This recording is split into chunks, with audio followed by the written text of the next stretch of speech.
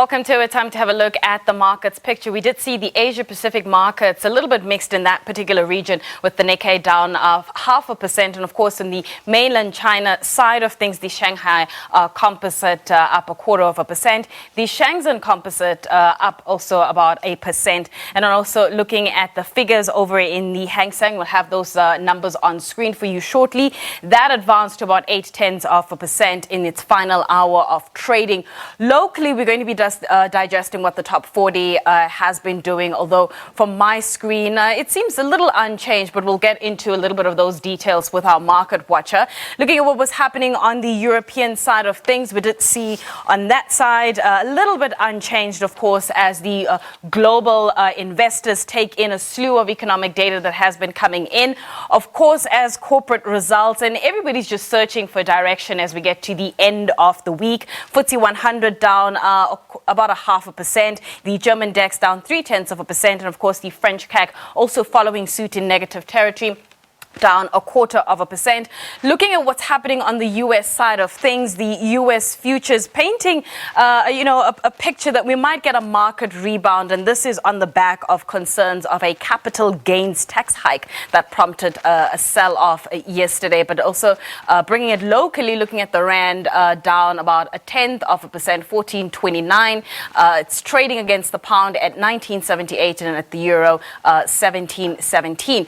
But let's get into that actual details with our market watcher, that is Warwick Lucas from Galileo Capital. Warwick, thank you so much for your time. I mean, how would you characterize the week that was when you encapsulate what's happening right now as we talk right now in the JC?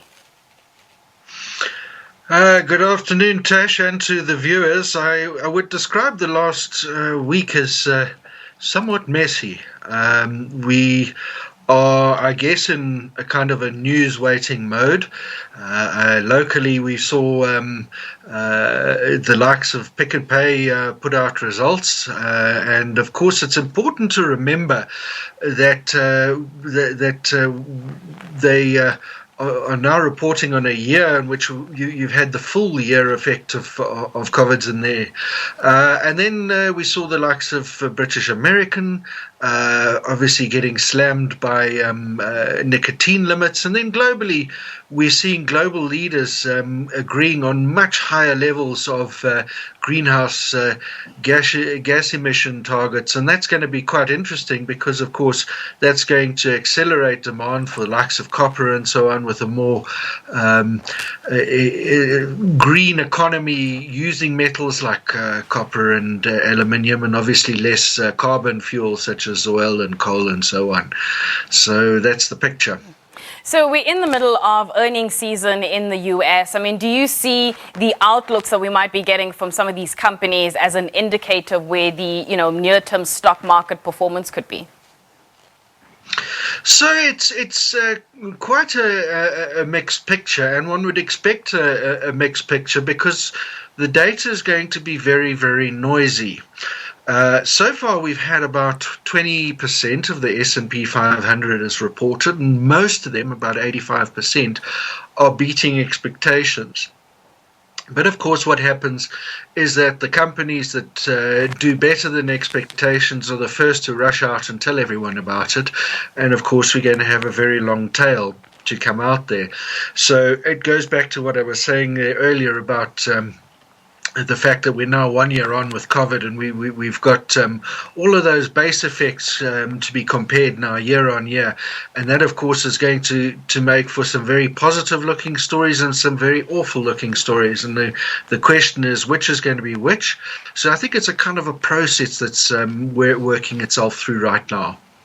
I mean, we had that, story that I just alluded to, but in more detail, everybody knows that the U.S. stock markets took a bit of a step back, and this is on concerns around this capital gains tax that might be 39.6%. We're still waiting for the president to announce that before Congress. I think that's happening on April 28th. But if you looked at the tech shares, the U.S. tech stocks, the NASDAQ was down 1.25% as a result of all of that.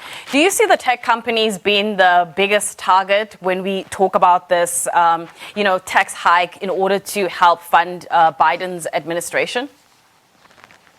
Well, sure, in a number of ways. Look, as Ronald Reagan used to put it, if you want less of anything, increase the taxes in that space.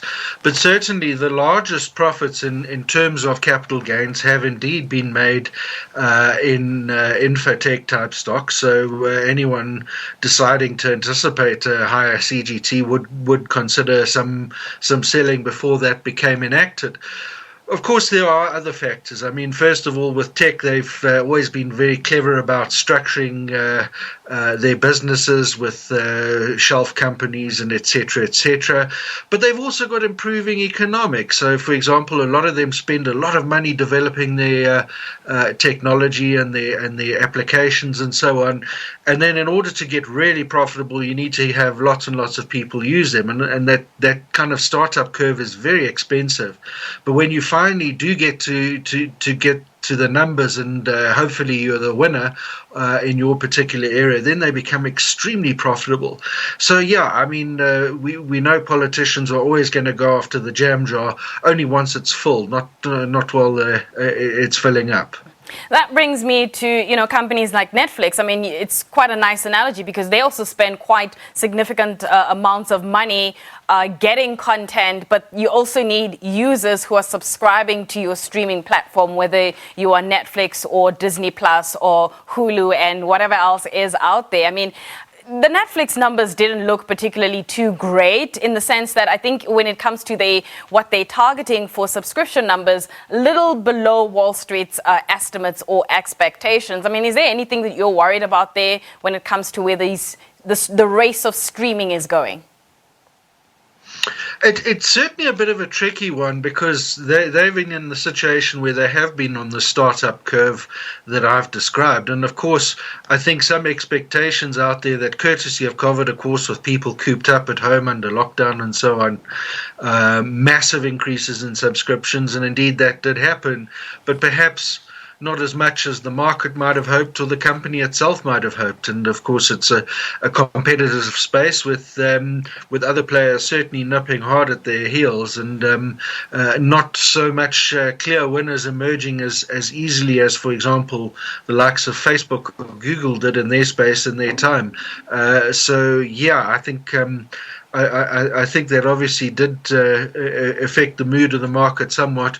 Remembering, of course, Netflix is a major player in its space. I mean, it's the N in FANG stocks. Yeah. All right. So, Warwick, always a pleasure chatting to you. Let's leave it there. Thank you so much for your time. That is Warwick Lucas from Galileo Capital. After the break, we've got SME on Point with Diabo Seto, and I'll be back shortly with Books on Point.